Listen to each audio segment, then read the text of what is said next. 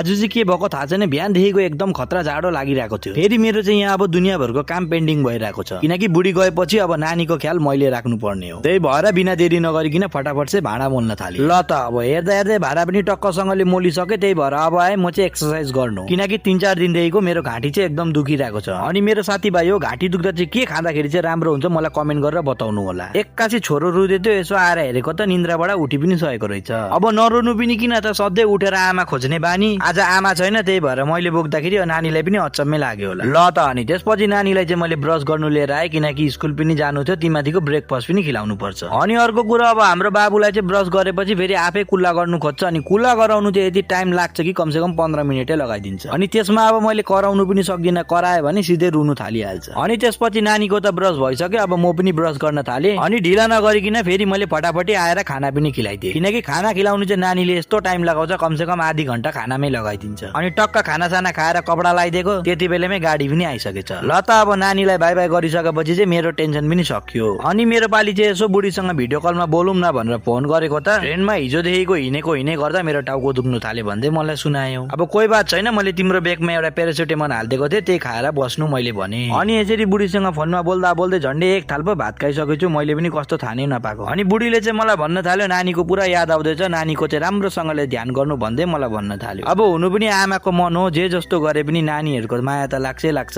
फेरि मैले भने ल बुढी चिन्ता नल्याऊ, नानीको केही चिन्ता लिनु पर्दैन, तिमी बेफिकर भएर बस, म छुँदैछु त। अनि यति कुराकानी गर्दा गर्दै हाम्रो फोन पनि काट्यो अनि मिनी भ्लग पनि सक्यो।